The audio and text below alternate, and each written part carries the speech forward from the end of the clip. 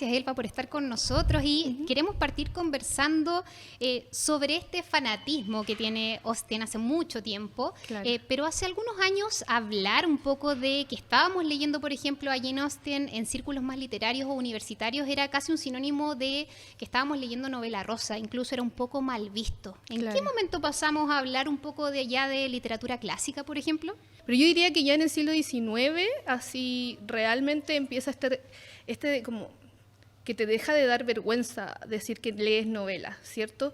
Y acá en Latinoamérica a mí me parece que nosotros como que Jane Austen siempre fue bien ponderada. No sé si en algún momento fue rechazada, pero sí en el ámbito académico, por supuesto, está este rechazo a la novela y todavía existe, ¿cierto?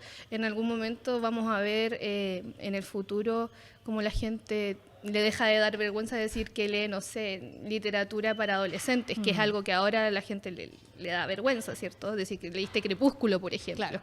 Entonces, como que siempre con el tiempo viene esta aceptación de que la literatura no necesariamente tiene que ser de cierta forma para entrar en el canon, pero bueno, 250 años han pasado Elba. para que ella entre. Sí, claro, Elba, y hablemos de Jane Austen, esta mujer que nace hace 250 años, está conmemorando, sobre todo en Inglaterra, su figura. ¿Quién era Jane Austen?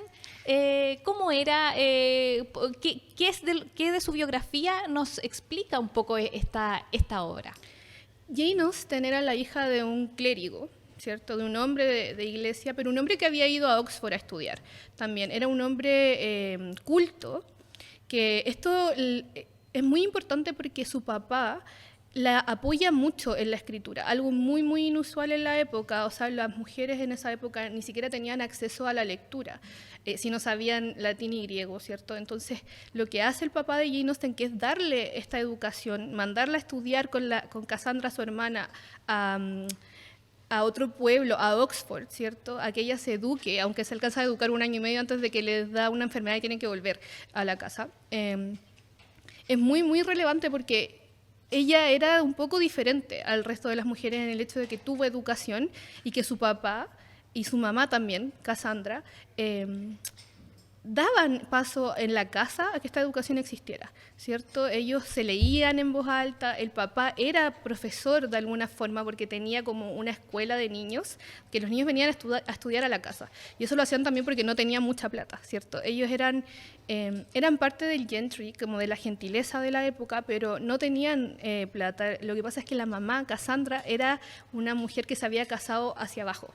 El papá de Jane tenía menos estatus que Cassandra y como uno en esa época dependía del hombre, lo que ella hizo fue casarse por amor y se casó porque lo quería, pero él no le pudo dar la vida que ella tenía antes. Entonces Jane vive en este espacio medio, ¿cierto? Toda su vida en que el papá tenía menos situación que la mamá, entonces la mamá de repente estaba sentada con un príncipe cenando y después ellas iban a la casa de amigas que eran pobres, ¿cierto? Entonces, y tenían la ropa remendada, no tenían el dinero suficiente como para codearse con la gente con la que se codiaban. Y hay mucho de Jane Austen de lo que ella vive en sus libros, ¿o no? Sí. Como o de lo que se vive en esa época. Sí.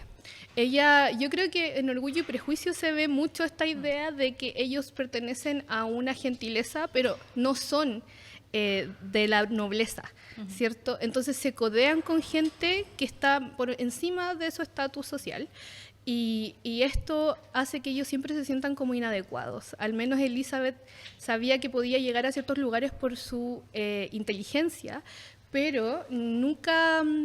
Pero también tenía esta vergüenza de la familia, ¿cierto? De hecho, como que muchas veces lo dice, que se sonrojaba cuando la mamá hacía ciertas cosas, porque ella, como una persona que también era bien leída, ¿cierto? Porque le gustaba la lectura nomás, sabía que estaba como mal. Pero tienen estas relaciones como que son hermanos o hijos o tíos o primos que son más nobles que ellos, y ellos no alcanzan a estar... en la pobreza, ¿cierto? Sino que tienen como este linaje que les permite esta relación. Elba, y sobre lo mismo, tú justo mencionas también como hay un poco el tema de los matrimonios. Sí. Esto es un tema que Austen toca harto en casi todas sus novelas, si no digamos todas. Sí. Es una relación importante, hablamos de un vínculo casi económico, principal en todas las novelas, es algo primordial para las protagonistas también. Sí. ¿Qué pasaba un poco en la época y qué pasa también en la literatura de Austen con el matrimonio? Sí, hay un vínculo económico por sobre todo, que las mujeres se tenían que casar con un hombre por dinero porque no existía la posibilidad de tener una profesión, ¿cierto? Era muy mal visto. Algo que también a Jane le afecta porque ella como escritora nunca escribe como Jane Austen hasta casi póstumamente, ¿cierto? Todas sus novelas son firmadas by a lady, como escrito por una señorita, ¿cierto? Pero ella no puede decir que es escritora en su círculo más cercano. Entonces no puede ganarse la vida, está imposibilitada aunque tenga todo el talento del universo. Entonces lo mismo les pasaba a todas las mujeres en esa época, se tenían que casar un poco con alguien que las pudiese mantener. Y no solo a ellas, sino que, por ejemplo, si había en una familia 5 mujeres y no estaban casadas, la hermana que se casaba pensaba en que iba a mantener a todas sus hermanas. Entonces, porque existía el patronazgo. Entonces, en esa época esa ley era que no importaba si tu papá tenía millones de pesos, o sea, de pounds en esa época, libras, ¿cierto? Eso no pasaba a ti si tú no eras hombre.